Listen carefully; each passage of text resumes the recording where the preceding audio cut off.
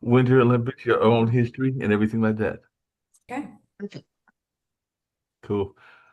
Hello, folks. It's time for another special edition of the Online Dinner Party. I'm your host, Mark Lee. Actually, I'm over here at the Hayti Heritage Center, a cultural arts center that I work at, and all along those lines. So definitely, I've got some poets here, but I've also got with me some amazing athletes. So I'm looking forward to this conversation, hearing what they've got going on, and all along those lines. I was actually watching the Winter Olympics, saw some great moments, saw some sad moments, like the gentleman that was very much known because he's from Virginia that tried to do one of those backward flips. And I think on one case he succeeded very much. And all along those lines, there was another time that he went, and if I remember correctly, had a little bit of a fall and everything like that. And of course, we all know about Lindsey Vonn, even though she was being very valiant in her effort and all along those lines. And I know a lot of folks are very much proud of what she was doing, trying to make that great attempt at another medal because she's won all kinds of medals and everything like that. I know there was another young lady that set a record for the amount of medals that were won in the Winter Games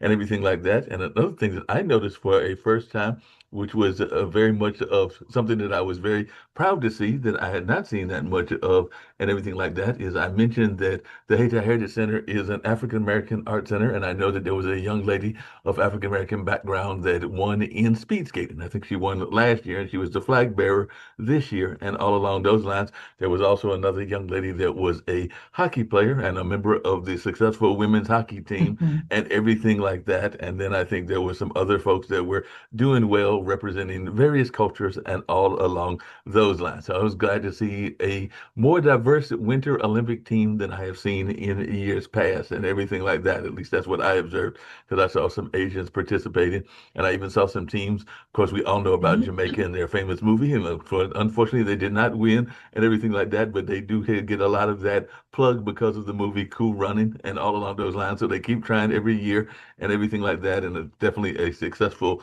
movie, if not a successful team, and all along those lines. But like I said, I've got these amazing ladies that have participated in the games in the past and have definitely participated in winter sports and all along those lines. So I know that Alexandria Alred had reached out to me and asked me to get involved in this particular project with y'all, and I'm definitely looking forward to it and everything like that. I've also got my co-engineer, Christina Dolan, that's here with me as well and everything like that. And I've got Lori Mellett and Michelle Poe, and of course, Elena Wise and Linder and others as well. I see one that's named owner. I don't know who the owner is, so they'll have Lynch to identify themselves Schwarzmanstadt. I and know all they along can't change those it. lines and everything like that and everything in that space. But definitely share There we with go. us your thoughts of the Winter Olympics. I did see that the American men and the American women won in the hockey championships. Unfortunately, our neighbors to the north might not be too happy because it was Canada that we beat in both Right. matches and all along those lines. But it was a amazing game. I actually enjoyed the opening ceremony. Have not seen the closing ceremony yet and everything like that. But just share with us a little bit, and I'll start with you, Christina, about your own experience with the Olympics in the past and what y'all are working on currently now and all along those lines. But I'm just glad to have this opportunity to talk to you, amazing ladies.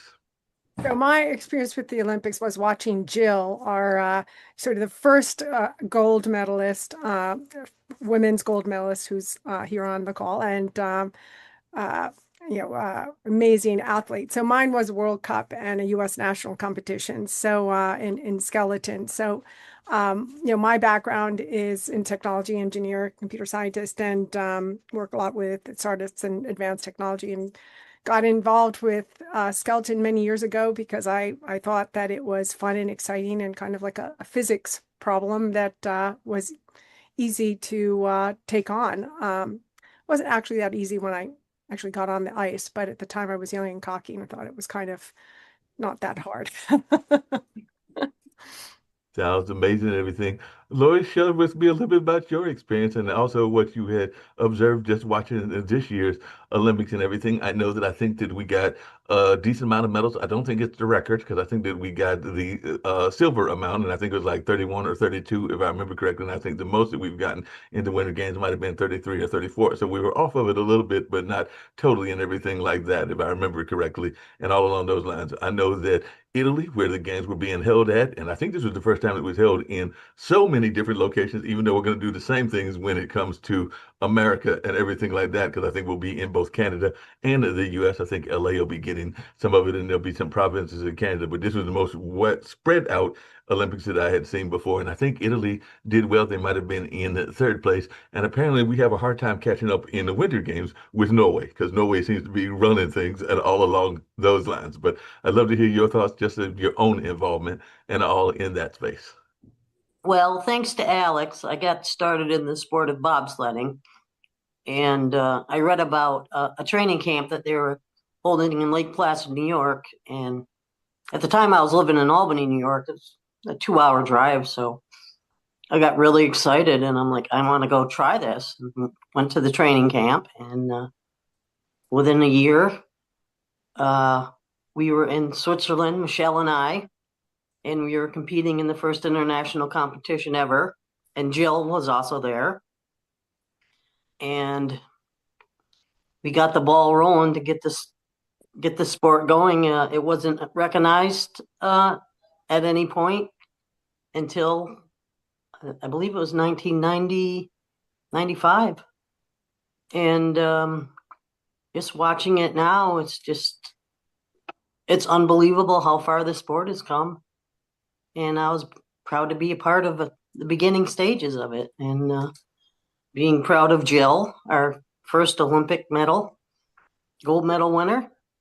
She was the baby at the time on the team. She was 17. We were all in our late 30s, and we were there to promote the sport. And I'm just proud to be a part of it. It sounds amazing and everything along those lines. If I understand correctly, I think that training facility in Lake Placid is where a lot of the Olympians that are even here in this modern day are training and doing their training even now and everything along those lines. So it was a training facility that probably wasn't around in the early stages, but now it is considered a world renowned one, because I think that some of the athletes from other teams were even training at Lake Placid as well. I think I saw that in some of the interviews that Snoop and other people were doing in the coverage of this year's Olympics. There were some competitors from other teams that realized how good the facility is at Lake Placid and were taking advantage of that facility, even though it's a newer facility in terms of bobsled training grounds and everything like that. Is that a fair statement to make and everything like that? I don't know if anybody wants to take that question, but Absolutely. it's my understanding that Yeah. it is still a renowned facility that a lot of people are using. Yeah. They have an indoor facility now. Back then, we were training our pushing outside on a rubberized track. So they have Wow. state of the art indoor. Absolutely. It's beautiful. We were up there last year. I Yeah. think Jill could best answer the question about what's going on, the difference between Salt Lake City, because that's we have two tracks in the United States now. So I don't know, Jill, is there a push house in Salt Lake City? To be honest, I should know. So they did after Salt Lake, they put in a push facility. I believe it was outside though on the run like a running track material. I forget Mondo. Not sure if now they have an indoor one. I should find out because I feel like I should know. But Don't care anymore. You Calgary, just got your gold and then you just left. yeah. Uh, I know it's hard when I get out of the sport for so long and then I have to keep up, with every new facility that's being built. But Calgary has had they had an outdoor facility as well that we trained on in the like 94, 95. And then they also built an indoor facility on ice. So now Lake Placid, and I think Park City does have something, I believe on ice. I'd have to ask about that one, but for sure Lake Placid and then Calgary still has their indoor ice push facility to practice starts on. You can't practice the driving on those, you just practice the starts. I just saw footage from one of the interviews they did. They had Jason Kelsey from the NFL Yeah. going and learning uh, about bobsled, and I saw the track you're talking about, Jill, the one that was on the side of the start. In It seems to go right down the same grade and where the start was for Park City when we slid. So oh, I don't. okay. Yeah. I'm going to guess that you're probably right that there's not an ice one there yet. Wow. Yeah, I'd have And to. I know the other Just thing to that catch people, your Oh, I'm sorry. I was thinking, I just now I realized, just to catch your listeners up a little bit, the history is women were banned from the sport. So women were not allowed to participate in bobsled in the 1920s. And the 1940, the Amateur Athletic Union opened up a competition and let a woman in. She won in the Open Championship, and 2 days later they stripped her of her medal and banned women from the sport again. So that's where we come in. Yeah, absolutely. Yeah, I love that you look confused over that. We were too. So in 1993, you're looking at the original group right now, and we're talking to you now as we started the protest, and we got the Bobsled Federation to open up to women. So we're this country's first officially recognized women's bobsled team. And what we're the most proud of, that's why I kind of called Jill out, is so Jill Bakken-Linder, if you look her up, then when she won the gold, she literally won the world's first gold medal in the sport of bobsled for women. So we brag a lot about Jill. we're riding her coattail hard.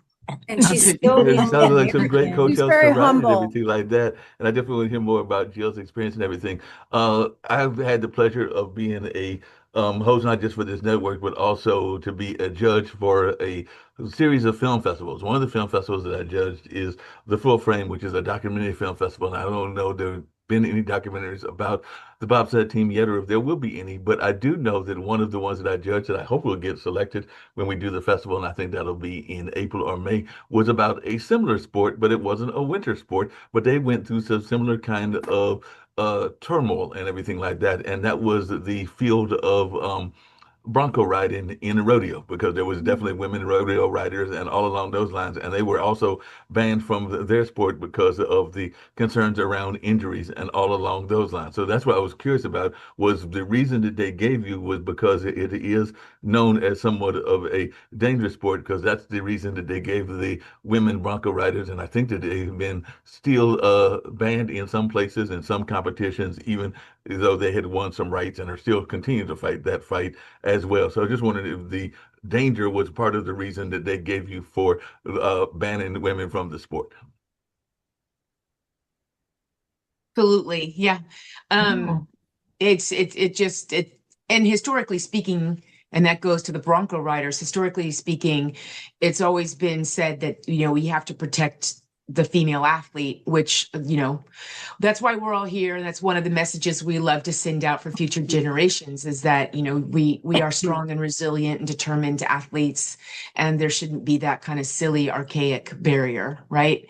But, that's one of the things, in the stories and talking to people like you, is we just want to continue the messaging of, especially in a time when we're kind of rewriting some histories. I think it's important to just always put out the empowerment in any form. And for us, it just happens to be bobsledding.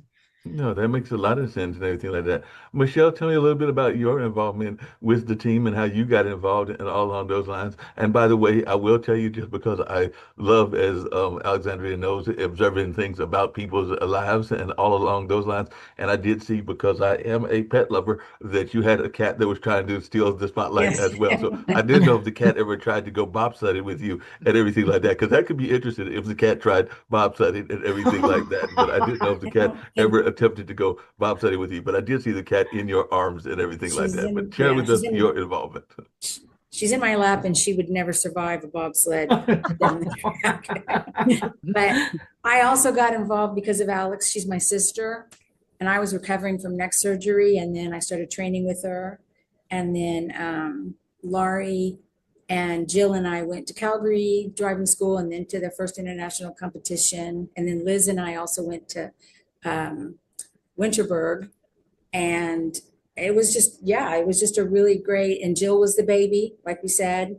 I think Liz and I are the oldest. We were 31 when Jill was 17. So when we first started. And so, but I think I speak for all of us, the first time we ever got into because the difference in the women's program that was just starting, when male bobsledders would decide to be interested, they would go down in the middle, like they would go down in a 4-man, and there'd be someone, an experienced driver, an experienced brake, and they're just in the middle getting the feel of it.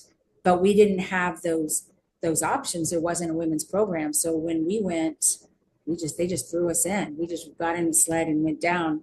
But all of us, the first time we went down the mountain, couldn't wait to get back up to the top and go again.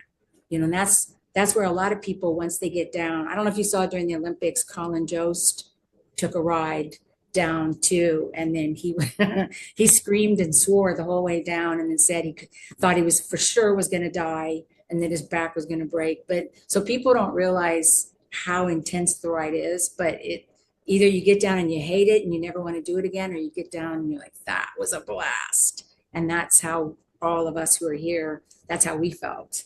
And that's why we stuck with it. That sounds amazing. Everything. Liz, how did you get involved in everything like that? And I was also curious because there are two sports that are somewhat similar, and some of our listeners will be going as they watch the Winter Olympics, going like they look alike, they look similar and everything, but I know that they have different names, so they're not the same sport and everything. So Yeah. for those that are watching that have been watching the Winter Olympics and they're going like, what's the difference between a bobsled and a luge? They look very similar and everything like that. So if you could just talk about the difference of those two sports, because they look similar when you're watching them, but I know that they are vastly different and everything like that. But they do have some similarities. So I was just wondering if you could share your involvement and also those two winter sports. Yeah, I'll get to that in just a minute. I'm from Minnesota, and I actually learned about bobsledding through an ad in the paper, Sunday paper, back when, you know, we were still looking at papers. And I was going to actually throw this one out, and I kept it. And it just had a little teeny tiny paragraph saying, hey, we're going to start a women's bobsled team. If you're interested, here's a phone number. I mean, who does that? So I kept the ad for about 2 weeks thinking, no, this is, you know, somebody's punking me. It has to be.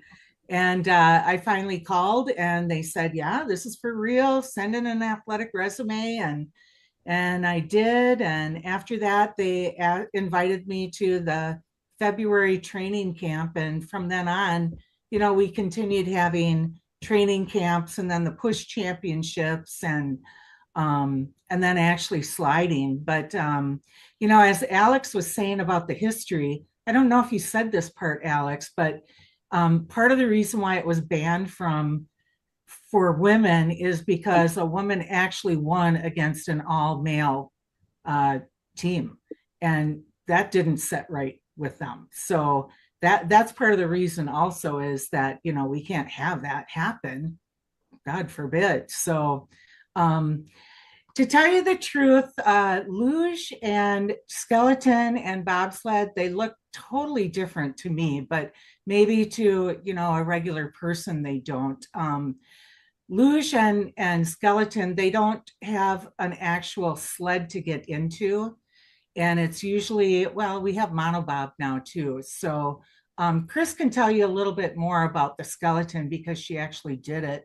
Most of us tried on rollers on wheels, a dryland, I think it was luge, and we were all scared to death to do the luge, which was so funny. You know, we took pictures of each other getting in, and we were pretty nervous, but I don't think we showed that nervousness getting in bobsleds. And I think part of it was, you know, we were all so new to it and we didn't know what to expect. Nobody knew about bobsledding. And I went into it because it was an Olympic, well, it wasn't an Olympic sport at the time, but this was a good feel of, hey, maybe it will become an Olympic sport. And I think all of us wanted to be involved in something like that. So, and it's been good. Past 30 years, still getting together and contact with these amazing group of women. Yeah, appreciate it. Chris, what was it like competing on the skeleton team and all along those lines? And what was the difference between skeleton and bobsled in your mind? You're on mute. You're muted. So I actually, I mean, the first time I actually was exposed to bobsled or skeleton was in St. Moritz, I was on vacation with my parents and studying engineering, and it was a little on the cocky side, thinking to myself, "Oh, this looks so easy. Everyone's having a hot cocoa on the side." And then they get in their sled and they go down. And I didn't bother walking down the track, so it didn't look too scary.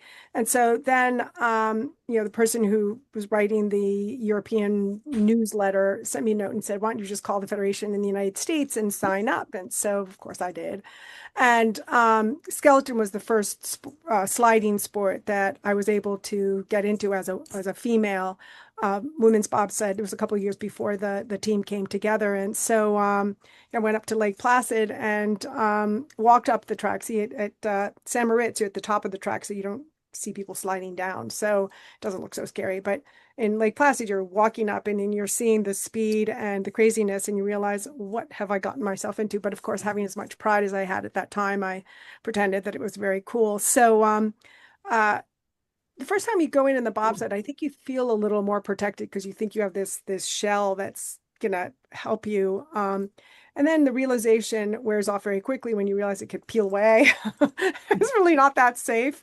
But the lines that you take on the track are similar, right? I think luge is a much more proactive because with your feet you can move the runners to a more specific line, whereas with bobsled and skeleton, your lines are like slightly, I would say, well, I mean, I guess all the sports have similarities in the lines, but skeleton seemed to, was the first sport that was available to me, and I just threw myself on it and figured it out. But it was an interesting journey.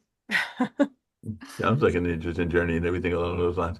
Now, one of the things I heard a lot of the commentators talk about, and you kind of alluded to it, Chris, but I'd love to hear, and I'm definitely going to get to Elena as well and everything, is the notion of those lines. Because I don't care which the sports were, but particularly those sports that were on tracks and everything, they kept talking about the lines and getting off of the lines. And as a fan, you're trying to watch it and you're trying to see how it was affecting the speeds. And I was just wondering, at what point did you learn the importance of those lines, and how important is it to stay on those lines, and how easy is it to stay on those lines? Because as a fan just watching it, it didn't look that easy, and it looked like it threw a lot of the athletes off and all along those lines. But it is something that the commentators kept talking about, was trying to stay online and to try to stay as fast as you could by going in a certain path and all along those lines. But how easy was it to do that, and at what point did you learn the physics of the game, for lack of a better term?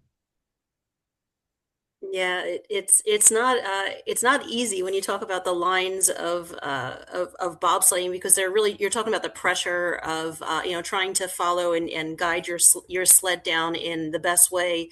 Following the lines, as they call it, is being able to handle the pressure points and find the fastest way down the track as best you can.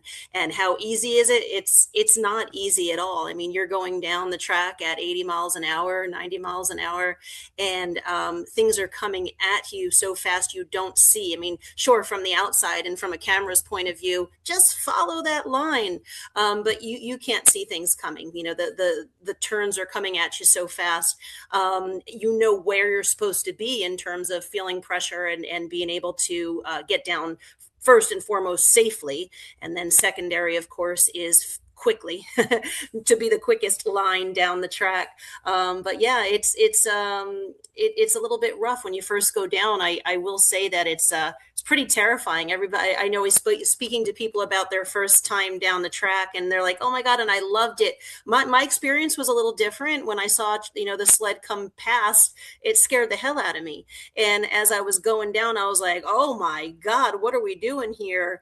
But then the idea of competition and being able to get better at it and being able to feel a little safer in the sport, you start to get competitive as an athlete and get down there. Learning those lines is definitely something that keeps you safe and helps you to stay in the game and compete best as possible. Now, this may sound like an unusual question, but Alexandria knows I ask unusual questions sometimes and all along those lines. But is there in the winter sports and everything a kind of competitive spirit? Because I know that in the regular sports that many people are competitive in, even back in my days, and I'm in my 60s when I was in high school, the football players oftentimes would think that the basketball players might have had it easier, and the basketball players might have thought that the football players had it easier and everything like that. So I'm wondering, in the winter sports, is there that kind of competition as well, where maybe the bobsledders are like, oh yeah, you skiers are all right, but y'all have like things to go around and all along those lines. So is there some competition about whose sport is easier? Because they all look hard to me, but then again, even though I spent time in Milwaukee at Marquette in a winter environment, I never got involved in any of the winter sports, even though I did have friends that were skiers and friends that were in other winter sports as well. It just wasn't something that I participated in. I might have played a pickup game of volleyball or maybe even a pickup game as a youngster of basketball and football, but I never remember being involved in any of the winter sports, even though I sometimes think that that might be fun to even learn at my old age and everything like that. But I was just wondering, is there any kind of like competition among the winter sports themselves? Because I mean, I'm sure that some people will be like, figure skating, all y'all are doing is dancing. I am being a little sarcastic there and everything along those lines, but I just wondered, is there some competition among the winter sports in terms of which is harder? Well, there's definitely always competitions because you can bet someone's always keeping a tally of something. But for whatever the sports are, I think the coolest thing is that everyone it's in the Olympic realm. Everyone's really supportive of everyone. So yeah, there's the only thing I saw. And have you guys seen this? Is there's a couple comedians that are doing the difference between summer and Olympics. Mhm. And so, they're really funny. Like the one guy goes, yeah, we could run, and then another event will run a little bit faster, and another one will jump over some, and then they go to the winter games, and they're like, yeah, we'll strap on blades to their body and shove them down a mountain. And I mean, if you look at the winter games, it's insane between the different kinds of skiing events and speed skating, bobsled, these are maniac sports for Right. sure. And I just before we let things get away from us, another bragging point for us as a group is Elena, because there's and you opened up by saying, what happened to Lindsey Vonn? Right. She's a legend, right? And the thing is that we know Jill got the gold medal, but Elena was on her way, and kind of like at the 12th hour right before the game, she ruptured her Achilles.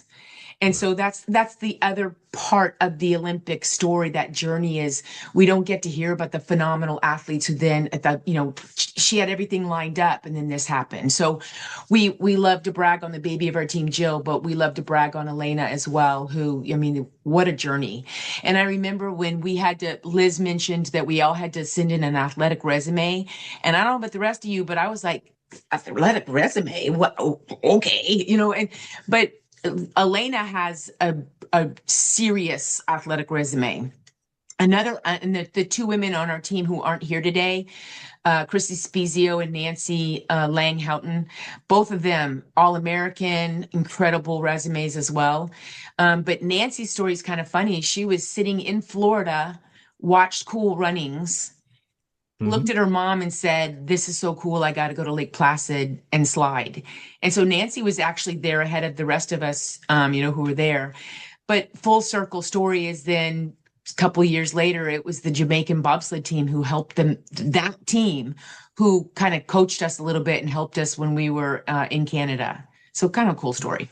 Yeah, let's go story back and everything. And that's actually one of the questions I was going to ask is how much athletic training did you have to have in other sports? Because I know that sometimes people that are, whether they're speed skaters or whether they're other winter sports, they might have a background in other things like they might have run track, they might have run basketball, they might have done volleyball, they might have done other athletic sports. Because I mean, a lot of high schools that I'm aware of have that many winter sports teams. I know when you get to college, there are skiing teams and things along those lines, and there probably are some high schools, particularly in the Northeast and in the Pacific area and everything that probably have those teams, but they're not as popular as say the football, baseball, and basketball are, and even to some degree volleyball and soccer. But I was just wondering how much athletic training did all of you ladies have in terms of growing up? Were you involved in other athletic endeavors?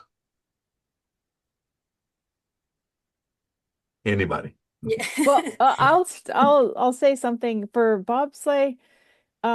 It's generally a sport that people come into after they have a career in athletics. So they'll go to university or college and they'll play, in the men's case, football, well, maybe women as well, but or rugby or track and field. A lot of track and field athletes, skiers, volleyball. So you'll kind of get this variety of sports coming into bobsled. But if you take a lot of the winter sports outside of, because bobsledding you need to be a minimum age.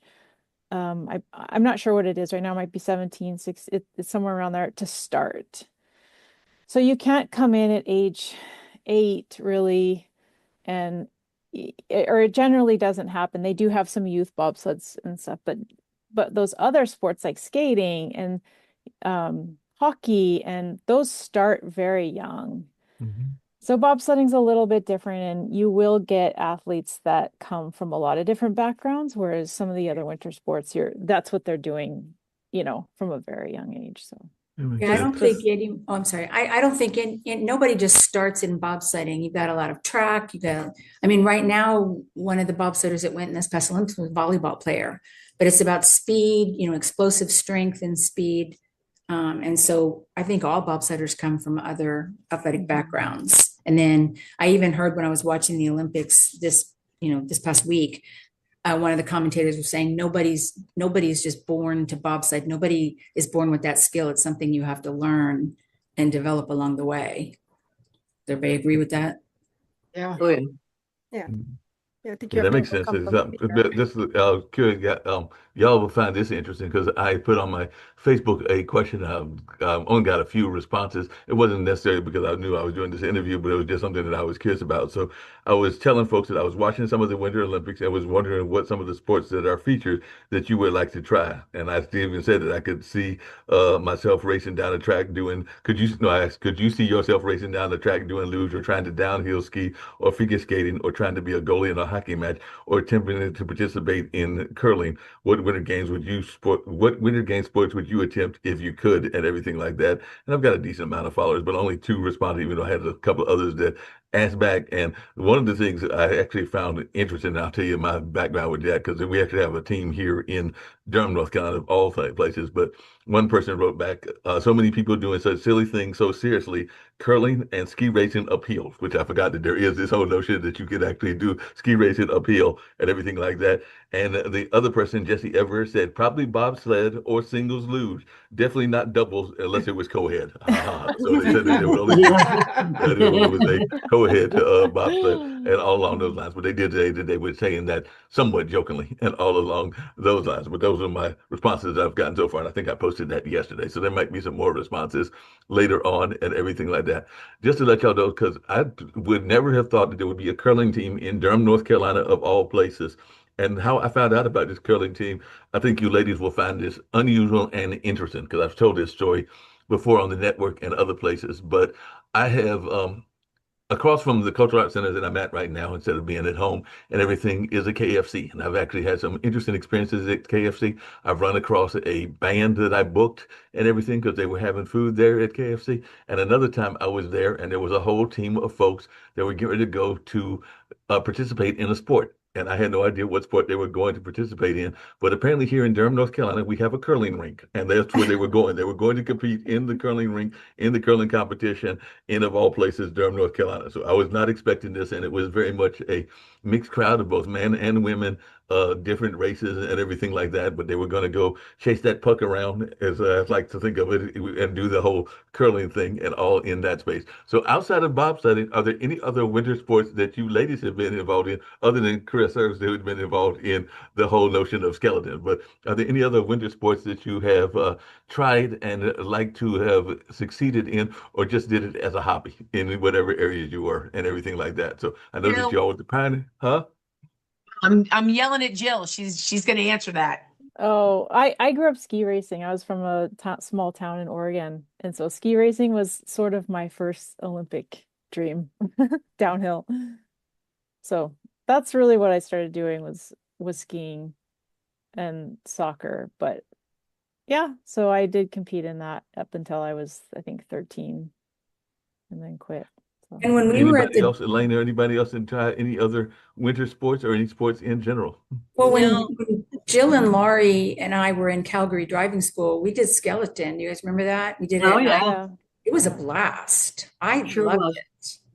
Yeah. I had to try skeleton, before I started driving. Again, terrified. But no other winter sport for me. I think most of us were from some kind of summer, sport. I was a track and field athlete. And we have a whole bunch of other athletic endeavors that really didn't involve winter sports. Now, one of the things that I was really proud of when I was watching the Winter Olympics was the involvement of the family members, including spouses, including kids, including either family members that are like fathers and mothers and everything along those lines. And y'all were the pioneers in terms of the bobsled. And one of the things that I talk about quite often on this show, the online dinner party and everything along those lines, is the work-life balance and everything like that. So I was just wondering, how much did that play into your careers as athletes and everything like that? And how did you manage that work-life balance? And have you passed on the love of the sport to kids of yours, if you have kids? And I don't know how many of you have kids and how many of you don't, but I was just wondering how much of that love of the sport have you passed on, and how important was the work-life balance to you in general? Liz and Alex. Yeah, well, actually, Alex and I placed first. She placed first, and I placed second in the first push championships. And we were both pregnant at the time.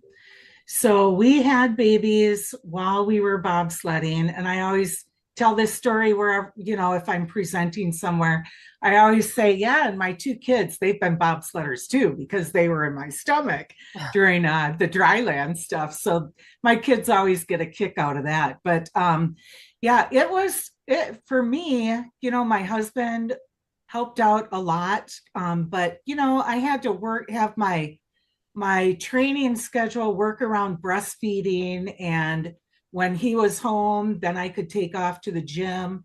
And I just remember one time where he came home late and it threw off my whole schedule. And I looked at him and I said, and if I don't make the team this year, it's all your fault. I was so mad at him. But not that people have it easier now, but we have met all of the ladies who are doing bobsledding now, and terrific athletes, and so happy for them doing all the amazing things that they did during this Olympics. But one of the things that we learned along the way is that they help out now with women and families that are starting a family. And so they get a stipend now. They can actually take a year off, get that stipend, and then come back to the exact same spot that they left or position on the team.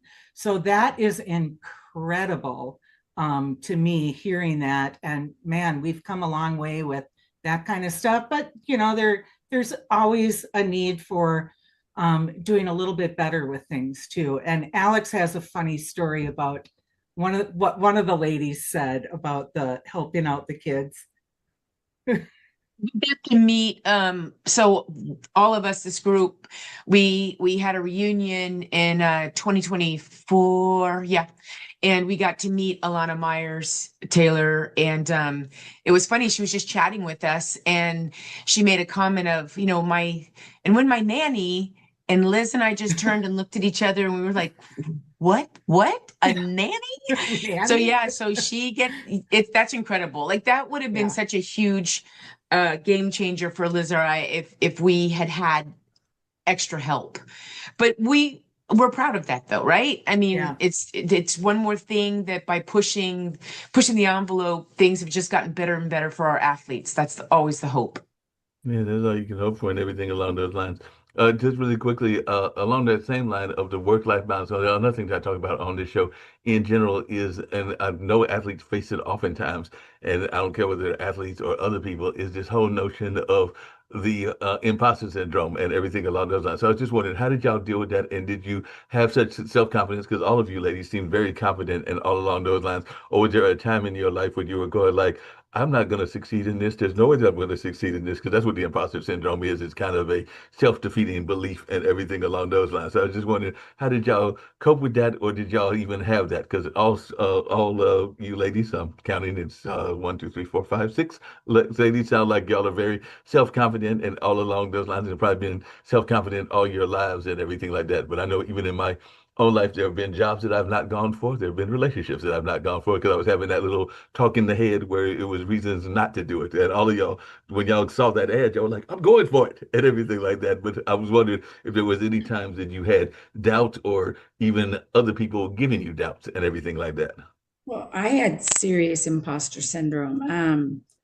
And other people were giving us doubts because the whole time when we finally had a team and we were finally given a coach, our coach said there will never be women's bobsledding in the Olympics in my lifetime. And when we were in San Moritz, Laurie and Jill and I, an IOC official stood right next to Jill and said, this doesn't matter. Women will never be in the Olympics. And so for me, I had it, but I also really just felt like we had to keep pushing forward to get this into the games. And so it wasn't going to be me in the games, but I had to be, we needed, because we had people back in New York who were sliding there, but we had to represent at these international competitions too, because there have to be a minimum number of nations. And so I really felt like, okay, we're going to be there. Laurie and I fought hard to be able to go to San Moritz.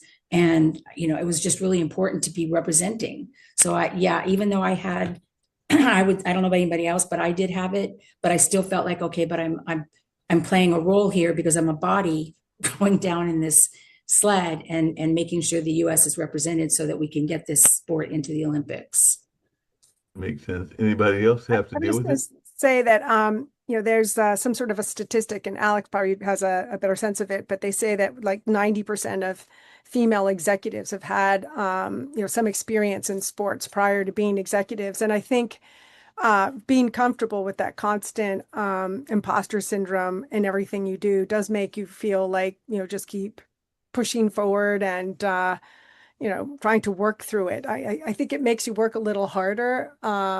It doesn't hold you back, or hopefully it doesn't hold you back, but it can be an overwhelming thing. I just wanted to add before, because when you would ask about people who have their kids take up the sport, both of my sons did skeleton, and my oldest, Teddy, actually ended up going to the Youth Olympic Games, which was a pretty incredible experience. So the crazy gene of, taking the risk and putting yourself head first down the mountain, or, in some sort of an ice chute, I think it has a genetic property, but we should probably ask Jill what her kids think.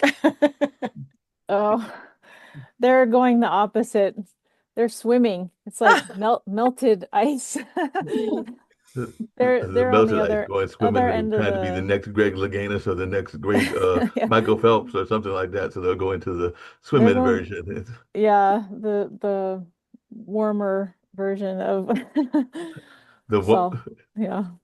the woman version of sports. One of the things I've always been curious about, particularly with women athletes, is do you think that you get enough recognition because y'all are pioneers in the sports? The women sports in general has started to take off in so many ways. The WNBA is very popular, almost as popular as the NBA, and all along those lines and everything like that. So it is very popular in that sense and everything in that way.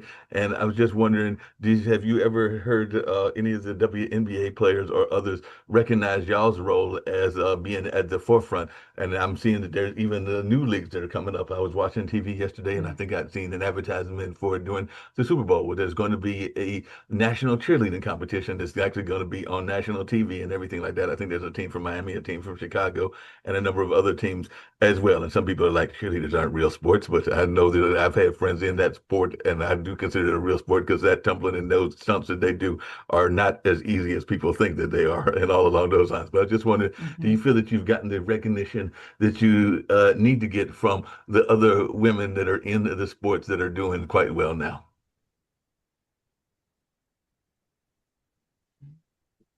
Go, Alex, go. Go, Go, Alex. Alex. Yeah. okay, your listeners won't know this, but I'm trying to point at them to make other people answer. I don't want to answer so much, but so that's one of the reasons that we're talking together as a group, because we love telling our own story, of course, but this really is important that we teach future generations. I can't say this enough times. We're not the heroes of our own story. And a lot of times people will tell a story in which they're the hero of their own story. That's not us. We don't want to project that. We're not pretending. We're proud of what we've done. But we're not the heroes of this story. This narrative belongs to everyone. And so that's kind of what we're trying to push out. And so we're absolutely 100% proud, and we're proud to be here and talking to you. But at the end of it all is that what we're hoping is just better treatment. And when I say that, it's not even about women anymore. It's better treatment of all of us for all of us. I'll say one more thing, and that's this, is that for me, a strong component of our story is our friendship, the way the 9 of us feel about each other. And so it's just about respect, and that it happened to be that we found all of each other through sport is just a pride. That's like the cherry on top. But this is just really about finding people and we're all very different in different ways, but finding different people coming together, fighting for something to make the world a better place. It sounds so corny. I swear I sound like I'm running for Miss America, but that's what it's all about. And I think that's why we have fun doing this, is because we get to be together and then share these stories. No, that makes a lot of sense and everything like that. Lori, I wrote a friend of mine who was a LinkedIn influencer. You've probably seen him if you're on LinkedIn, but Brian Showman and his lady friend Nancy Burroughs, they wrote a book, and they had different ones of us write a chapter. And I wrote a chapter that was actually published not this January, but last January, so January of 2025. And it's actually kind of what y'all are talking about, but it's this notion of a soul family versus your birth family. And it sounds to me like that's what y'all have, is this soul connection where y'all have a very close family, even though y'all are not necessarily related and everything, because that's what I was talking about with friends of mine that are nowhere near my birth family, but they have been definitely influential on me and everything. So I was just wondering, to Alex's point, Kyle, what kind of ways has this additional family helped you in your own growth and in your own life? Because like I said, that's what my chapter was about. So how did this help you in your own growth, in your own life, having this connection with these amazing other ladies? Well, I came from a large family to begin with. I had 5 brothers and 2 sisters. So, and as time goes on and you start losing siblings and parents, it's good to have that tight core of friends that can be there for you. And if there's ever an issue, that every one of them would step up if needed. And it's given me hope in humanity and in people in general, in this toxic world we're living in right now, with hate and hate and hate. And it's good to know that I have such a strong support of women that have the same core values and believe in just being supportive. That makes sense.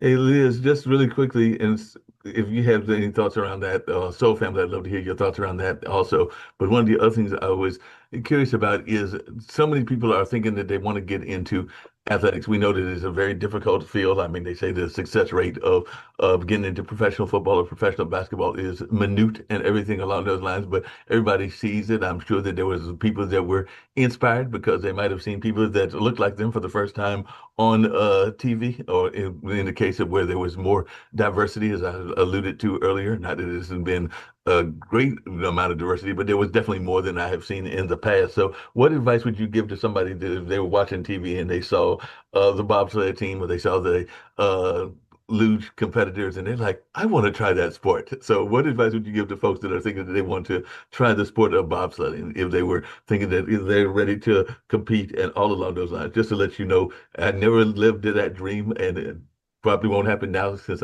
will be 64 in July and everything. But I do remember running track. I was the world's worst track athlete ever, ladies. I mean, I was horrible, and I know I was horrible and everything like that, because but I was also good at what I'm good at now, which is networking and connecting people. So I recruited my entire track team, and I think we won 3 out of 4 championships I partially take blame for that last year that we lost because I got tired of losing. So I recruited a friend of mine who unfortunately passed away many decades ago and everything like that. And the reason I recruited him was because I knew I could beat him. So I recruited somebody that I knew that I could beat and all along those lines. So, and we lost and didn't have anybody that could actually pole vault. Otherwise, we probably would have won, but we didn't have anybody that could clear the pole vault. So we lost probably by like maybe 2 or 3 points, partially because I recruited Jimmy Robinson and everything like that. But I can say that in my high school years, and that was many decades ago, I won 3 out of 4, and I did dream of being an Olympic athlete, whether it was like a Jesse Owens or a marathon runner or some of the other athletes that I admired, like Kenyatta, I think was his name, out of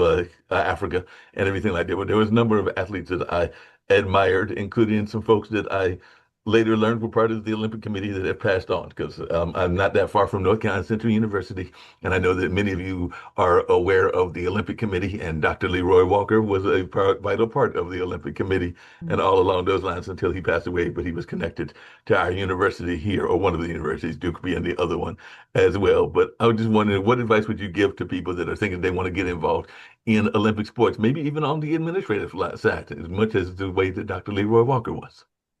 Yeah, I'm going to go back to your first question because I don't want to miss that either. No, go ahead. I think that women have a special way to connect, other than with my husband or with other male athletes.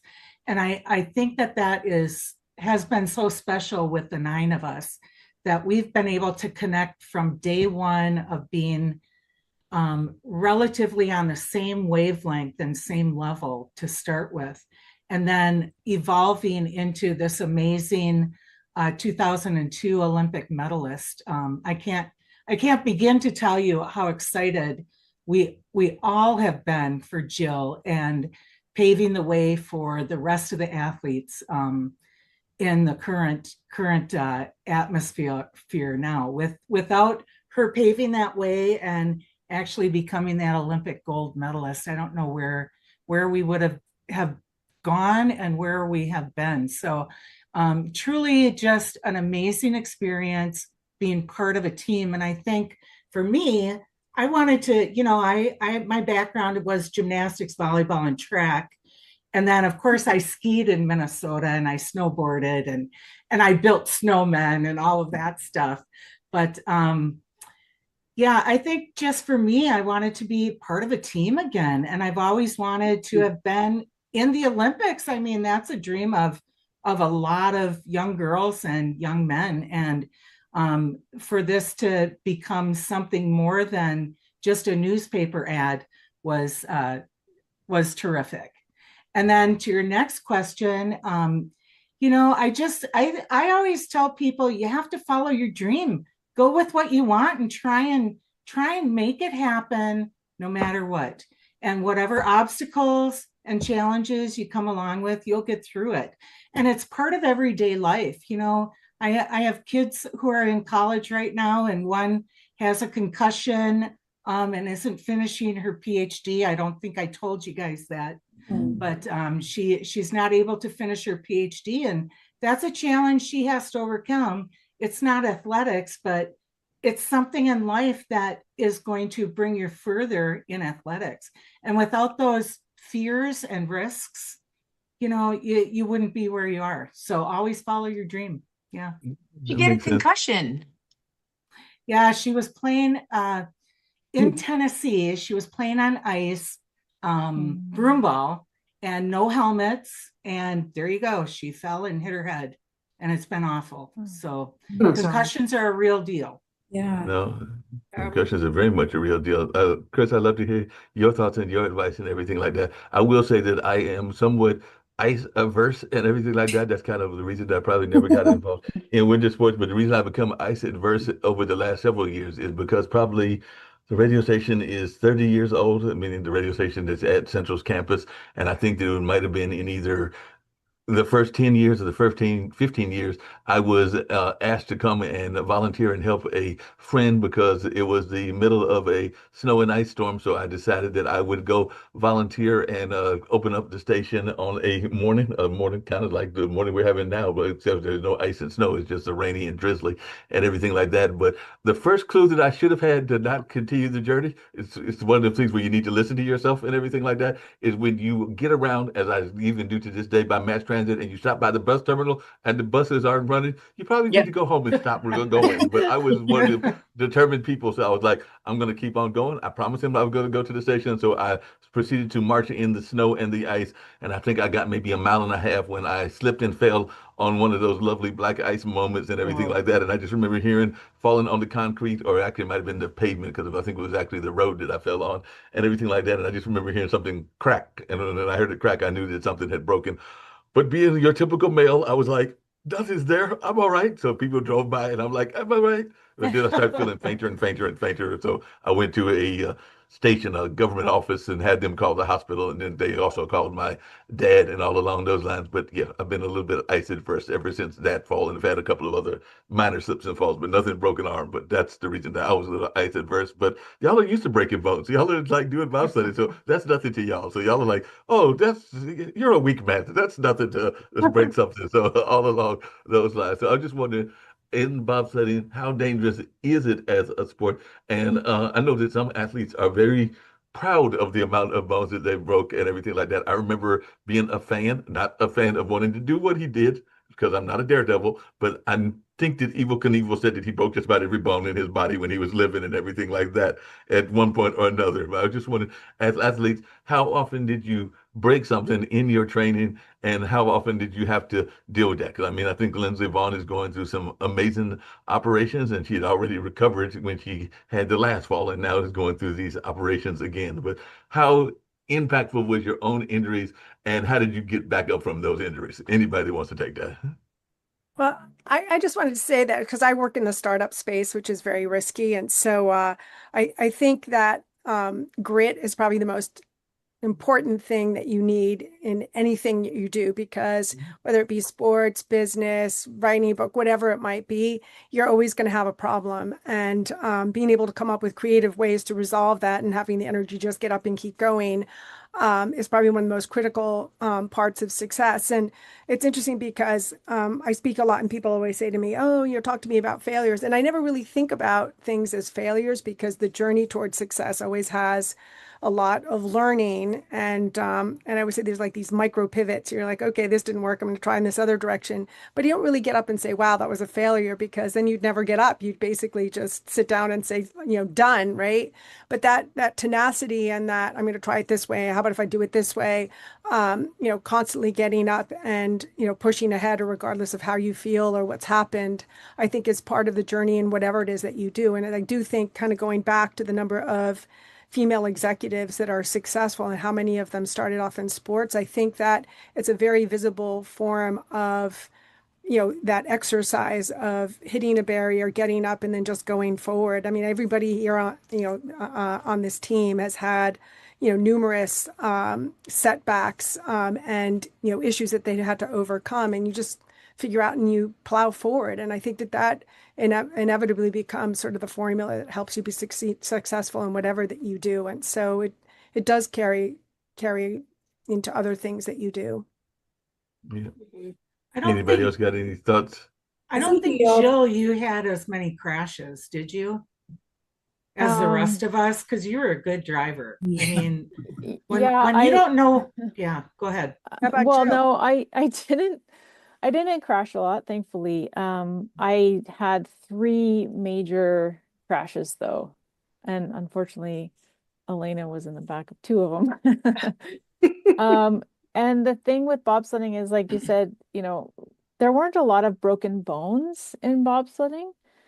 There were a lot of contusions, so bruises on the hips, on the shoulders, a lot of concussions, back injuries, because you're pulling up to 5 Gs in some of the corners. And so the pressure on your body can take a toll on your spine. So there's different types of injuries. Ice burns. So if you crash and your shoulder's on the ice going 80 miles an hour, 90 miles an hour, and you don't have for a lot, now it's mandatory to wear a burn suit. But I know the women we would wear 5 burn suits if we could, but the men, it was almost offensive for the driver if the brakeman had a burn suit on. So they were too prideful. But the problem is if they crash, then your shoulder's on the ice going that fast, and it's burning your skin off. And so some of the athletes had down to the bone. And so it's more of those type of injuries rather than so many broken bones. But yeah, concussions are really big. And I think at the time when we were sledding, no one in any sport, football, like any sort of sport where concussions were, even soccer, hitting the ball, no one was really paying attention to it because it's an internal injury. And you know if you don't see it, can't be that bad if you're not bleeding.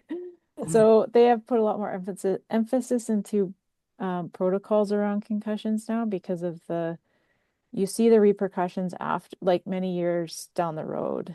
And so, yeah, sometimes I remember not even that, sometimes yeah. not even that long, because Yeah. we know of some very well-known Olympic bobsledders, and it's believed that the head trauma led to suicide, and it's just heartbreaking.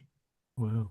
Yeah. Is there any concussion protocol? Because you mentioned football, and I know that exists because you oftentimes hear about that if you're watching Sunday night or any of the football games and everything like that. So is there any form of concussion protocol in bobsledding or in any of the winter sports? Or is there any sort of concussion protocol that exists?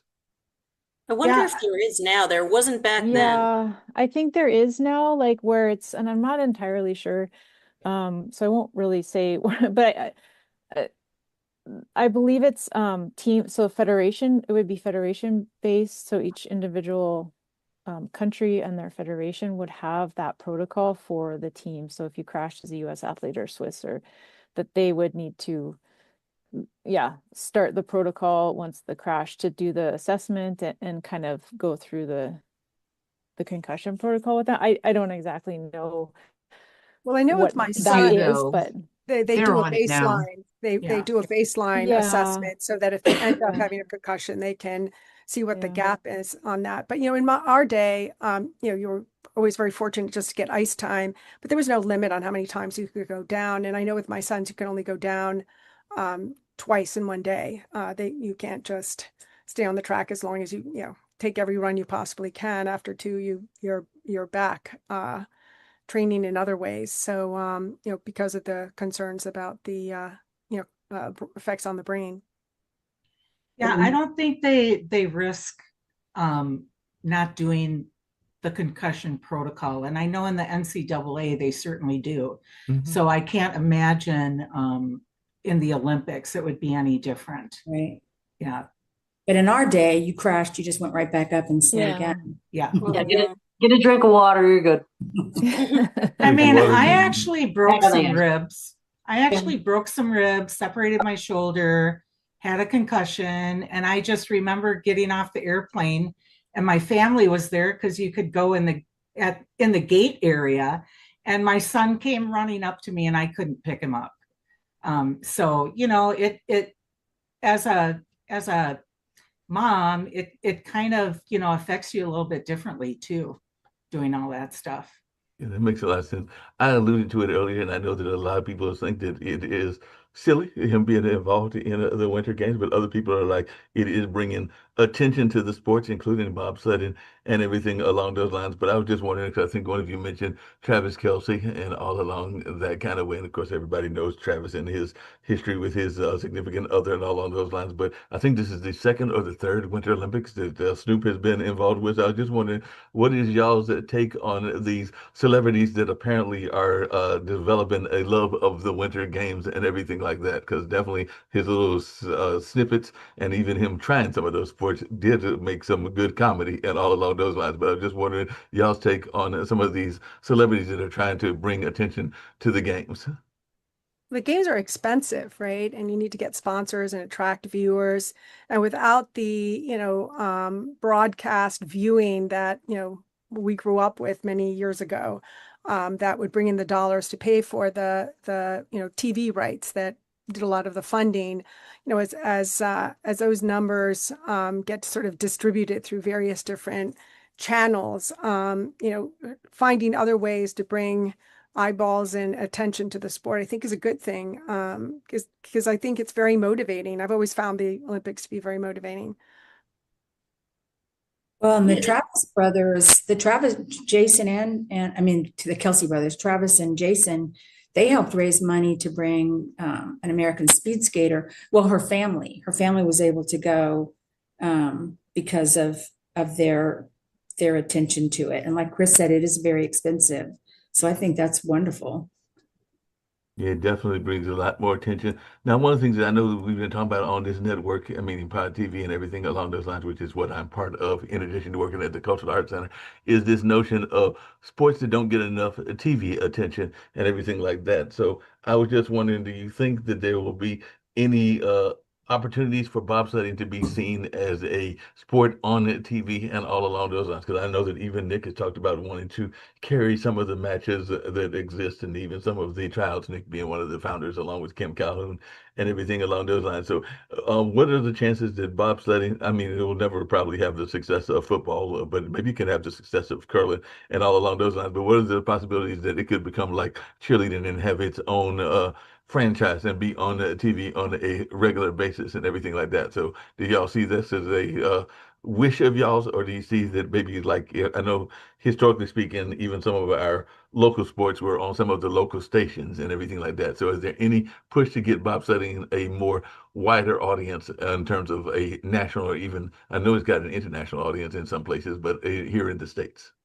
Well, it's complex to capture it on film, right? Because when you're trying to capture speed, when something's coming towards you, it doesn't look like it's going fast because the pixels are just getting a little bit bigger. So you have to capture the speed of going across the screen. So you have to invest in certain types of cameras that can capture it from a certain angle. And I think in our day, they had these cheap black and white cameras, and you hope to be able to see your run. But now with sort of advanced technologies, you're able to record that. And then the question becomes, are the cameras that are available? I mean, now at the Olympics, they used a lot of drones, and I heard some of the athletes talking about that drone noise while they were competing, hearing that over their heads. But there was even drones over the top of the bobsled track. So it's not insignificant. I mean, if they could actually automate getting that footage so that you could just have a competition and then watch it, it would make a world of difference. But in our era, I mean, it was just too expensive to set up all the cameras, which is why there isn't that much footage of our days competing. But I'll let anybody else jump in. Yeah, I was going to say, I think it would take, as any sport, why would we get interested in watching, specific competitions? They'd have to get more into the personal stories and the athletes and what they're involved with and what their background is and where they came from, which they don't do. I'm actually, to be honest with you, the coverage, just because we know the athletes, for bobsledding, I find it exciting to watch. But if you didn't know, I find myself constantly explaining to people like what's going on in order to get them interested. If you don't know anything about it, it's not interesting. It's not fun to watch. And I feel like, if for our sport to become any bit popular, people have to understand it first, and people have to understand the athletes and their stories behind it. That's what makes things exciting to watch. So if that ever improved, or people took an interest in it and wanted to learn more about what's going on, I think it would take off a lot more. Yeah, and if they show the film footage from within the bobsled too, that's always more powerful than the track. Yeah, and I totally agree with that. And I also have a coaching background, and I used to call in scores for my athletes and my teams. And there was an instance where I just, they never showed any of that stuff on the news. And I finally asked, why aren't you showing this? And they said, well, nobody has an interest in women's sports. So I think that's, kind of the same thing for bobsledding. I totally agree with Elena and Michelle that There has to be a little bit more interest. We can see bobsledding throughout the year, but you really have to seek it out to find when it's on TV, 2 a.m. in the morning or something like that. So I think the Snoop Dogs and the Martha Stewarts and all of that, it's a great thing. Yeah. Yeah, but it definitely brings attention to the games and all along those lines when they're over there participating and letting folks know about it and everything. When you were watching this year's Winter Olympics, what were some of the stories of, I mean, everybody was, of course, heartbroken by Lindsey Vonn and a number of other stories that I kind of alluded to earlier, but what were some of the stories that caught your attention and everything like that? So I'd love to hear from everybody. So I'll start with you, Chris. What were some of the stories that really caught your attention that really warmed your heart when you were watching the competitions this year? Well, I really enjoyed watching the skater's name was it Ilya, and I just thought that his original performances were just like he would just throw himself on the ice and just went for it. And of course, when you go for it with everything you have, sometimes it works and sometimes it doesn't. But I thought for a young age it was wonderful to see that level of energy. And then of course the other women skaters and hearing about their stories. I really think that the competitions, there was a lot of focus on the skaters, of course, because it's one of the more popular sports. But when you start hearing these stories, you become very interested in, how they do, how they're performing, how the injuries affected their performances, et cetera. I mean, obviously in the bobsled, there's great story about, that fifth Olympics and fifth medal, Lena, that she won. It was a wonderful story to hear about. The two-man bobsled that came in with a bronze medal, two mothers. They talked about that story as well. So to Lena's point, I think that the interesting, the interesting stories about all of the pain that people went through, came through, made the competition so much more interesting. Yeah, it makes sense. What about you, Liz? What were some of the ones that this year's Olympics that really caught your attention? I have to tell you, I watched it all. It's so exciting. Each sport is so different, and I learned a little bit about some of the sports that I didn't know as much about, and got to actually watch. I always go through. I was back in the era, as most of us were, the thrill of victory and the agony of defeat. Wild world of sports. So, that always kind of went through my mind with some of the mistakes that people had or some of the falls. And, you have to really feel for them. This is the Olympics, and you want everyone to do their best of their best. And, I really enjoyed the women's hockey. So don't tell me, but I haven't watched the men's hockey. I know the outcome, but I'm excited to watch that too. But the team sports versus the individual sports, and people who won and they were the underdogs. Those are great stories too. So I love it all. Sounds good.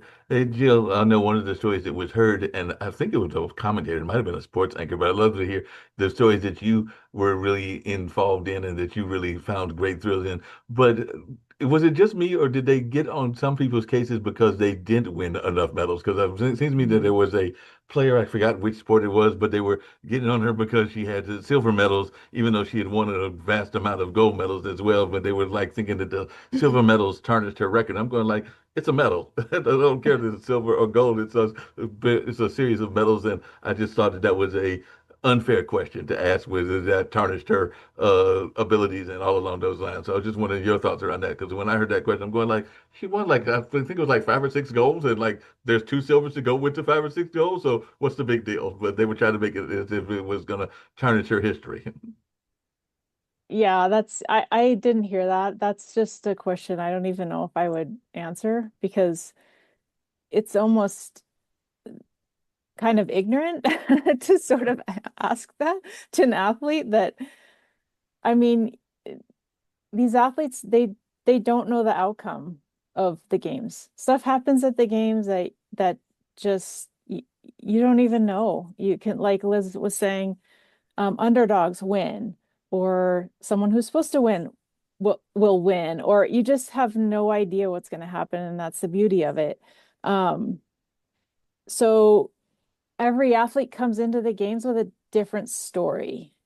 So what I find is, let me say this quick. My favorite moment of these games was the wolf dog crossing Oh the my finish gosh. line. That was great.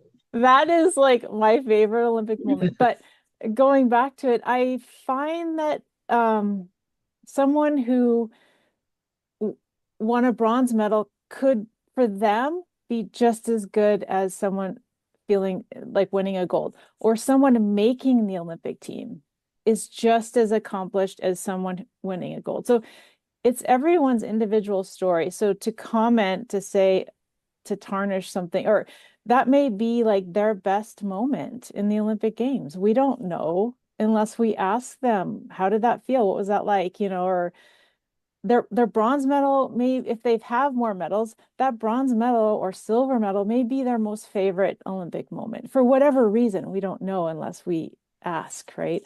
So to sort of just assume, like, yeah, I think because I know maybe too, like, different athletes and different stories, and just being there, I can have a little bit different opinion about medals, and we count how many medals you have. Oh, you have 5. Well, someone who has 1 or none, it's still like they still could have an amazing story and worth, sharing. So that comment is just sort of, I don't know.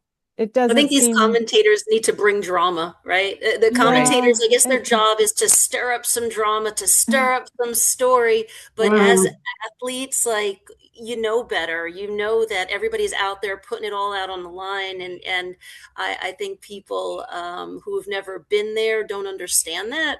And there comes those stories of, oh, they should have gotten gold. They must be so disappointed to have a silver. What? No, Like I and said, I they didn't understand might, that question at all, but but I also didn't understand the questions because I earlier at the beginning talked about the diversity and everything like that. But some people were getting on people's cases when it was the country's one and only medal and everything like that. Because I think it might have been Brazil's first medal, and then there was this whole conversation about, are you really Brazilian? I mean, if your family's from Brazil and you're from Brazil, and you're representing the country of Brazil because you chose to represent Brazil, then it seems to me that you're representing your country because you want to represent it. But I did see some commentary, like in the news and other places, to your point, Elena, where they were like saying, but they trained in Norway or they trained here. So are they really what they claim to be, which is representing the Brazilian team? But I'm like, it didn't make much sense to me because they were representing the Brazilian team, and apparently this is the first gold, and might have been the first gold ever that Brazil got and everything like that. But I know it's the first one for this Olympics and everything like that.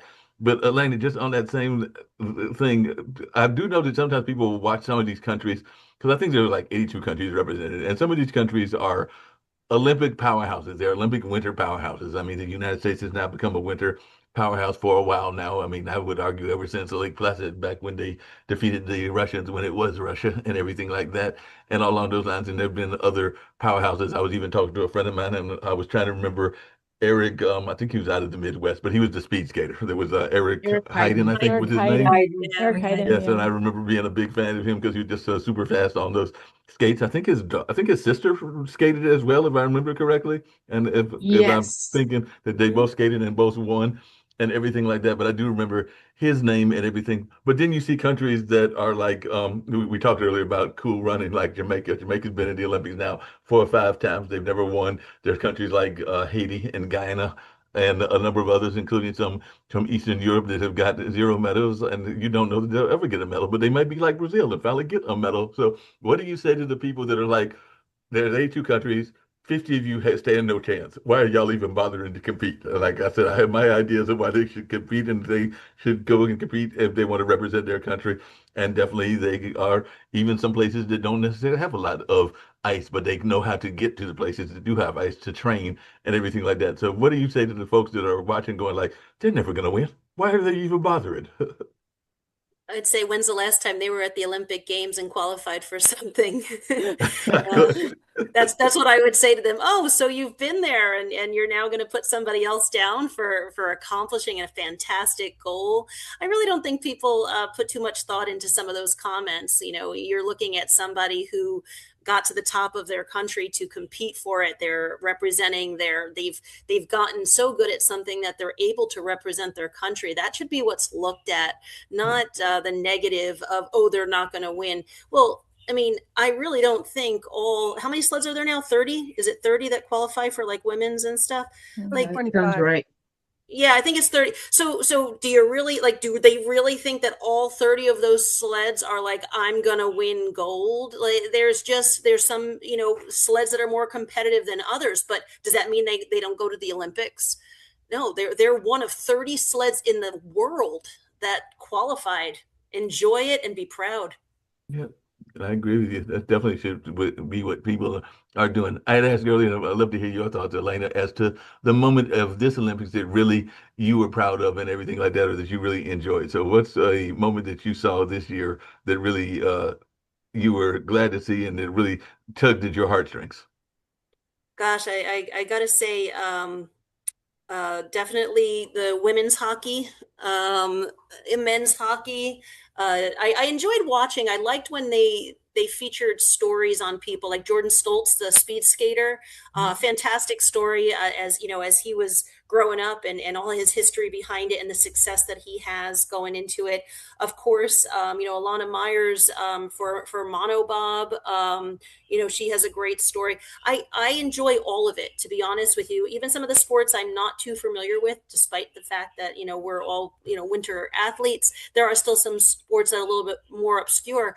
But, to my point before, if they do a good job telling you the story about them, their history, and a little bit more about the sport, you get into it and you feel that emotion for them, the pride in their accomplishments. Yeah, that makes sense. Hey, Lori, what's a moment that you were proud of? And a secondary question to that, but it just popped into my head and everything, is there were a number of sports, in particular in the summer games, that became new sports that people were not expecting. I mean, not that far from here is a place called Holly Springs, and they were very much involved in like that kind of stunt skating and all along those lines. So there were people that were involved in that sport. And of course, we know that breakdancing was a sport and everything along those lines. So I was just wondering, is there a sport that you wish was in the Winter Games that's not in the Winter Games? So if you had a sport that you would love to see in the Winter Games, we talked about curling earlier, but is there a sport that you would like to see in the Winter Games that isn't there? Because like I said, I think the Holly Springs is those X Games kind of competitions that he was involved in and everything like that. So is there a winter sport that you would like to see? Maybe competitive ice fishing. Uh,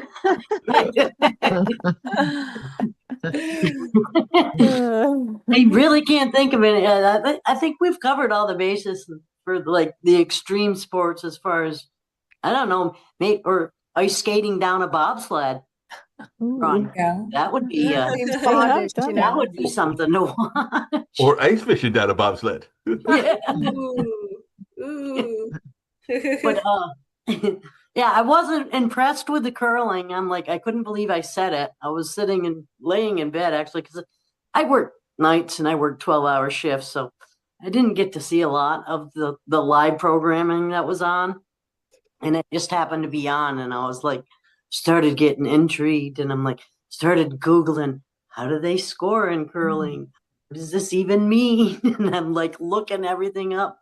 And by the end of the game, I'm like, oh, we got the hammer. I can't believe they. And it was like the USA co-ed team that won the gold. And I was like, oh my God. No, they didn't win the gold. Silver.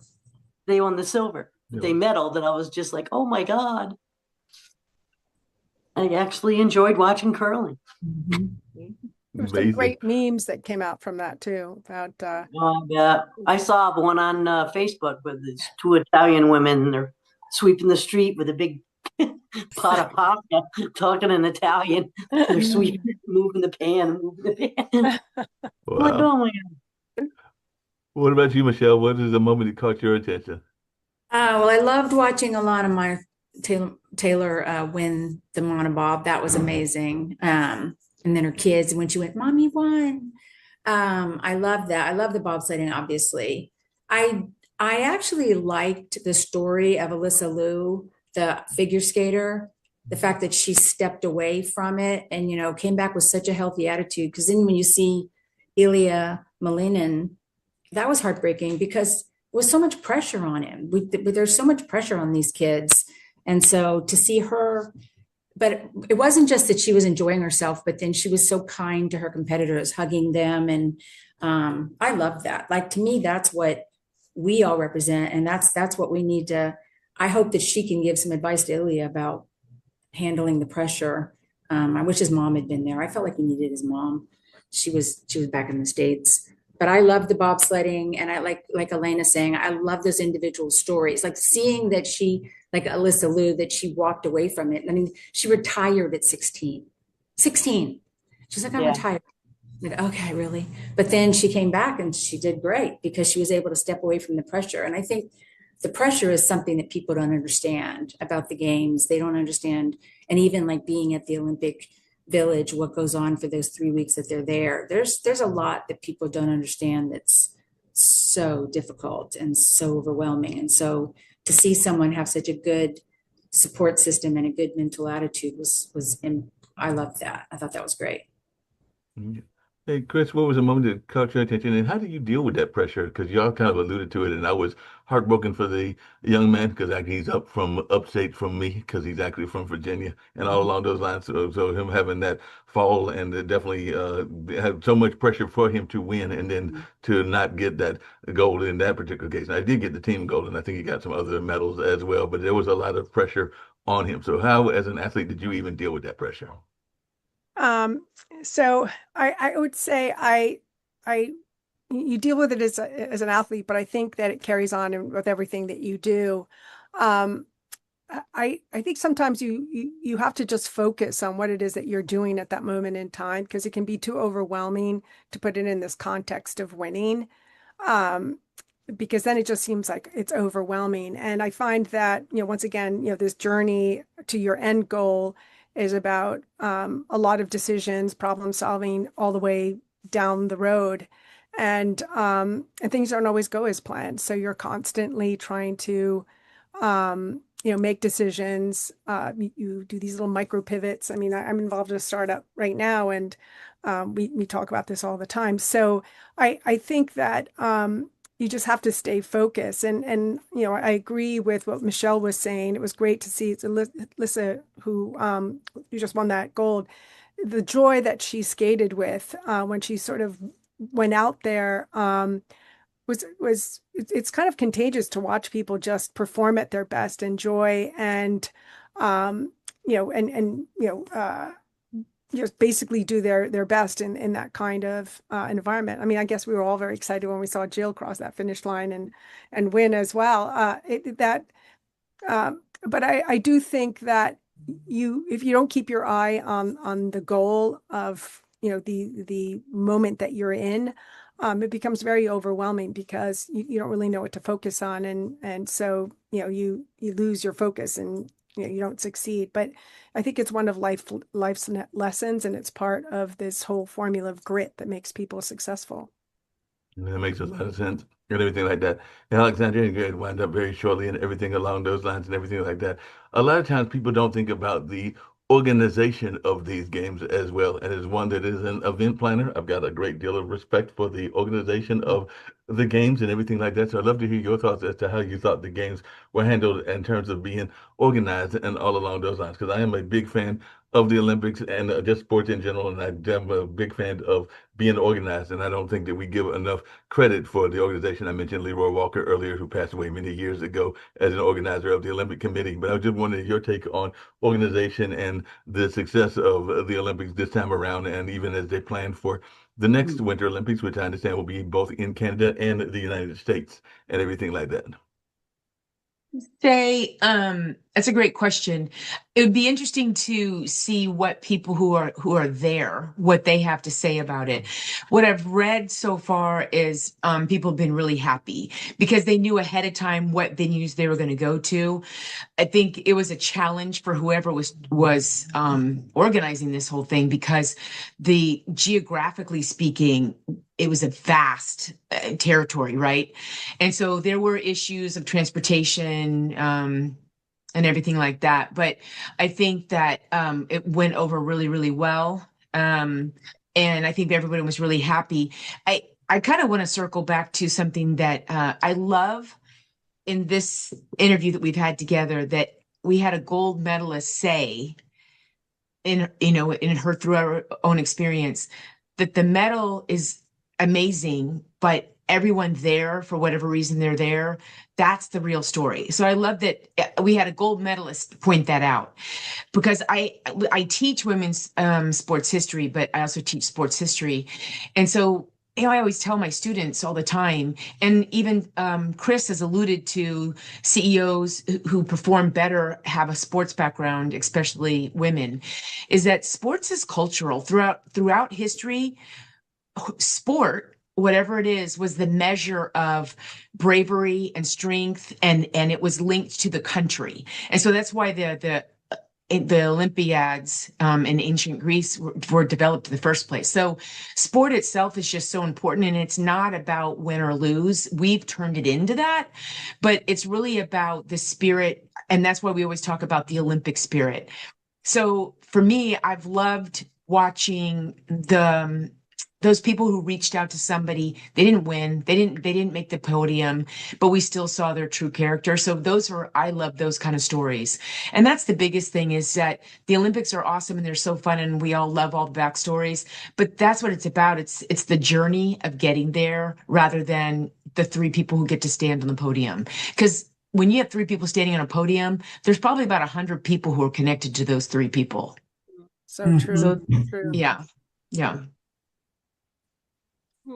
And I think that to some degree there's so much of a focus on the people on the podium, but yet you hear when you meet a lot of successful people, they always have some level of competition in their background that sort of pops up. I think Vera Wang was a skater. Wasn't she a skater before, in her early youth? I mean, you look at these people who are out sort of doing things that are, at a very high level of success, and sports has played a big part of that. I think Vera Wang also even did Nancy Kerrigan's outfit for one of the games as well. But it's I think that the personality of, the ability to handle the pressure, I think plays a big role in their ability to be successful in anything that they do. Yeah.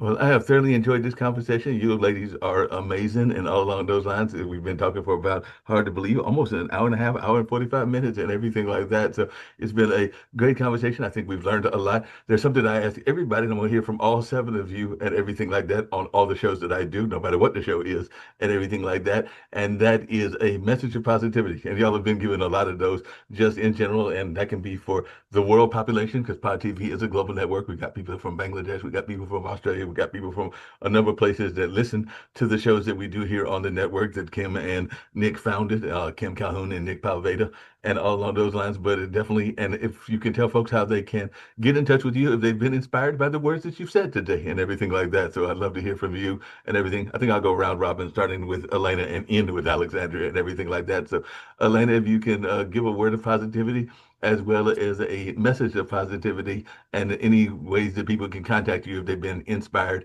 And if you're doing any coaching, you can tell folks that too. So maybe you ladies are ready to coach the next bobsled team as well. So definitely, if you want to do any of that, let us know that also. Inspiring words, I would say follow your dream and don't stop. Keep working until you get there. I do coach. I coach track and field, not bobsled at this time. I coach track and field, and I like to spread that inspiration, hopefully, to the students that I have, the high school students that I coach and teach as well. Just keep at it. If you really want your dream, it's always obtainable if you work hard. Where's the track team at? If somebody wants to watch your track athletes, so where's the track team at? Lyndhurst, New Jersey.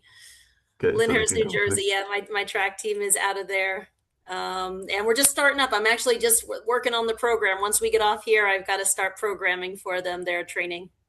So you don't know if you got any Summer Olympic athletes in the makings and everything like that? We'll know soon. Jill, tell folks where you're at, your message of positivity, and if you want to let folks know how you can be reached if there are ways that you can be reached. I think my biggest thing are obstacles make us stronger and more resilient because that's really in sport, it's in life. And yeah, that we keep moving forward, keep moving really. That we just, yeah, we get down, we just have to, we can have our 5 minutes of, feeling bad or whatever. I think that's fine, but then you just got to get up and keep moving. So, That makes sense. yeah, I think actually there is an email if that Alex can share at the end if anyone wants to get in touch with any of us today. So, Sounds good. Liz, any message of positivity that you want to share and along those lines? And definitely if there's things that you want to share that we haven't got to, I'd love to hear that because y'all have all been very inspirational to me. Yeah, well, gee, there's so much to say, but I think what I think what really comes to mind is it's never too late, and you don't want to have regrets. So, you're saying you're in your 60s. It's never too late to pivot and do something that you might enjoy. So, that's part of it too, is you have to find what you enjoy in life, not just in sports, but in life in general. So that's a big deal. And I've told I'm an educator, so I've told my students that forever of, you set your mind to something, you can do it. And I don't think people, youngsters, I don't think that they really understand that. So they have to keep hearing that message. And I'm not coaching anymore. I used to coach a ton of sports, but now I'm officiating. I'm a track official for the University of Minnesota track and for the high school track and field. So it's been great. It's been fun. Sounds like it. Before I get to the other four ladies and everything like that, I'm gonna come back to you and Elena and Jill. Is there because this is the other question I'm gonna ask the other four as well. Is there a winter sport that you haven't done that you wish that you had done or that you might still try at this time? So I'll start with you, Liz. Is there a winter sport that you haven't tried that you wish that you could try or that you might try even at your age and everything along those lines? You know what? I would try them all if I didn't get hurt. That's the only thing now is I think a little bit more about that rather than just diving right into bobsledding at a younger age. So actually, I would try everything if I could. What about you, Elena? Is there a sport that you would try? I really always wanted to try speed skating, but I think when I went to the local rink and had to hold on to the horse when I first did it, that kind of deterred me from actually getting on the ice and racing since I couldn't make it across the rink the first time. So although I'd love to do it, I don't think my body can. Yeah. Every time I see speed skating or any of the skating, whether it's speed skating or whether it's the other skating events, I always think of the roller derby, and I've always wanted to go Oh to the yeah. roller derby as Yeah, well. yeah. We have a roller derby team here. I think it's in Raleigh. It might be even be one in Durham, but I keep saying I'm going to go to those roller derby matches because I am going to date myself and everything like that. But I do remember Happy Days and Fonzie's girlfriend who was involved in one of those teams and everything along those lines. So I do remember that, and even back then thinking that that was a cool sport, even though there was a lot of running into each other and everything like that. But I do remember Pinky Tuscadero. That was the actual. That was the Pinky character's name. yeah. Oh, yeah. Tuscadero. That was the character's name and everything like that. Jill, any sport that you like to try? Well, okay, I love ski racing, but something I've never done that I would have loved, I think, to do is the freestyle aerials. Yeah. Ooh. Yeah. Yeah. That or speed skate, the long track speed skating. But the aerials I just think would have been like, yeah, just being able to practice and try to That would be perfect amazing and everything. that. What about you, Yeah. Michelle? Is there a sport you like to try and your message of positivity? Okay, well, I'd want to try skeleton again. I definitely want to try that. And then maybe downhill skiing. Because though I think I would kill myself, and then I liked curling. I actually liked watching the curling. I'm kind of into it now. So, and I don't think I would get hurt doing that. My message of positivity, kind of playing off of Liz, is that especially for young people, you have dreams and you have this idea of something's going to happen and follow those dreams, but there's going to be obstacles and there's going to be roadblocks. And if something happens that throws a roadblock up for you, that shouldn't be devastating. You just pivot, you're just you find a new way. You're going to find something else to do along those lines. It's going to take you to where you're meant to be, but you can't let those roadblocks devastate you, that you have to keep going and keep trying. That makes sense and everything like that. What about you, Lori? Is there something that you would like to try that you haven't tried? Well, we're talking about getting a curling team together. So Right? I would definitely like to try that. Maybe luge. Ooh. That's a good one. Yeah. Luge could be interesting. I've always loved speed as a kid. Yeah. Where I grew up, I mean, we used to go sledding all the time and, tobogganing. I came from a large family. We had one of those big wooden toboggans, and I was the baby, of course, so they made me sit in the front. So I could go under and every time I would get all the snow in my face and we'd crash and yeah, that's probably how I got That makes sense. What's your message of positivity? to do bobsledding. Positivity, I'd say, find something to do that you love, and you love it when just thinking about doing it will bring a smile to your face.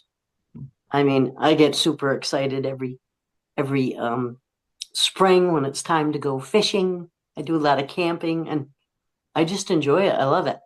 It always brings a smile to my face, and I always have a core group of friends and don't lose contact with those core groups.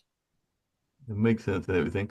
What about you, Chris? What's your message of positivity, and is there a sport that you'd like to try? So it's funny. I did ballet and tap dancing, toe ballet as a kid. And I think it's really important in life to know what your superpower is. That was not my superpower, but if it had been, if toe ballet had been my superpower, I probably would have wanted to be a skater because I think, doing these flips looks like fun, but it's not my superpower. And one of the things I would say to people, because you would sort of said, what kind of advice would you give? I think it's important to know what your superpower is and to really believe in yourself. And then you really have to know how to take risk while your fear is trying to hold you back. Fear kind of keeps you aligned and keeps you real. But you have to know how to sort of temper that and really throw yourself out there, because I know so many talented people. I mean, I went to school at MIT and I had some brilliant friends. To this day, they said to me, you're such a risk taker. And I think to myself, I'm not really a risk taker. I kind of understand the risks that I'm taking before I throw myself into something. But I think sometimes people and in academia, I think they call it the white jacket syndrome, in which people don't want to, try something and fail when they've been so successful all throughout their careers that they don't want to have sort of a stain from trying something and not succeeding at it. I'm the opposite. I just throw myself in, it works great, and then move on. And so I would basically, the advice I would give is that believe in yourself, know what your superpower is, throw yourself in there. You'll feel the fear, temper it, but take the risk. Yep, that makes a lot of sense. Alexandria, I'll let you close it out and everything like that. But what's your message of positivity and maybe a sport that you'd like to have tried as well? But I've thoroughly enjoyed this conversation. I'm glad you helped me facilitate getting this together and everything along those lines. But it has been a great privilege of mine to have the pleasure to talk to you ladies. I think this is the second time we've done this, but I've thoroughly enjoyed it, and hopefully we can do more of these conversations. But I thoroughly enjoyed it, and hopefully we'll get the word out about the inspiration that you ladies have been and continue to be. Same. So thank you. This has been fun. Okay, so sport. First of all, Liz already tapped into it, which is to say, if you'd asked us all this 30 years ago, we would have been like, free thing. But now we're like, ooh, I could get hurt doing that. So I'm going to say my sport would be a sport that's not in the Olympics yet. And I think Iditarod, dog mushing, should be in. For real. And I would be so down with that. And Jill, I would recruit the wolf dog that tried to win the ski race. But my positivity would be, so I like to, when we get together, I like to write down some of the things that my fellow teammates say. And today, like, for example, I love Laurie said something about finding your family of people or family of women in our case, and love that. And Chris said something about micro pivots, which kind of goes nicely with something that Liz said. And this is my positivity. I'm stealing it from Liz when she said, it was how that for her to just respond to an ad in the paper about bobsledding, and it was so much more. And that kind of goes with that pivot. I love that she said that, because it just goes to show sometimes you just take a risk, and it just seemed like a small thing, right? To just say, yeah, I see this little tiny ad in this newspaper, I'm going to answer it. And it kind of changed all of our lives. And here we are in different ways. But I think answering that ad for Liz and all of us for responding to a call in whatever way it came was just so life-changing that would be my positivity to everyone, is when you see a little bit of an opportunity and you have that moment of, that'd be cool if, but people usually shut it down. You should go with that. So that's my mojo right there. And if people wanted to talk to us, we do have a Gmail, and it is Icebreakers. So ice and then BREAKERS. I had to think about that. icebreakerfilm@gmail.com. And I can also send that to you. But we just decided collectively that that's our email that we'll respond to. And it's Icebreakers Film, because we are hoping one day to have a great movie, and we're going to do it together. So it'll be great.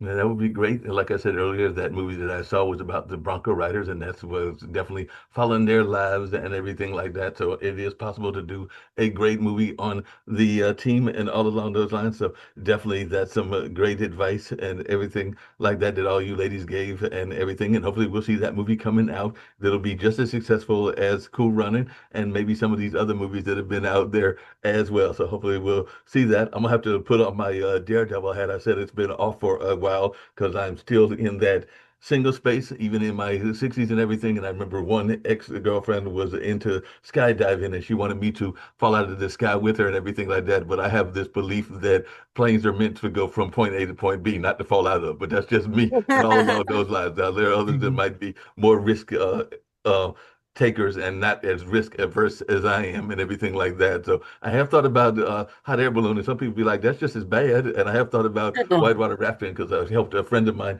with a book and all along those lines. And unfortunately, she passed away not that many years ago, maybe a decade or two ago and everything. But one of her characters was actually, because it was a movie, she was involved in the Clarence Thomas case and everything like that. But some of her characters were in the whitewater rafting and all along those lines. And I said, that looks cool, but I do know that you might need to swim to go whitewater rafting, and I don't swim and everything like that. So that might not be all that smart for me either and everything like that. But hey, maybe I'll get some bravery going on in those regards and everything like that. So you ladies have inspired me. So I'm still not going to fall out of an airplane, but maybe I'll get in a hot air balloon. Maybe I'll try some of these sports. Maybe I'll even go to the curling rink, because I did say we have a curling rink here in Durham, North Carolina, or maybe it's in one of our suburbs. So maybe I'll try curling at some point or another. But those are some things that I might tackle. And maybe I'll try to get on a speed skate, even though me and speed skating are not that great and everything like that. Me and skates have a habit of falling down and everything like that. But maybe I'll get some bravery in those sports. So y'all have given me some inspirations, and maybe I'll have a little bit more bravery. Never too late. All right. Never too late.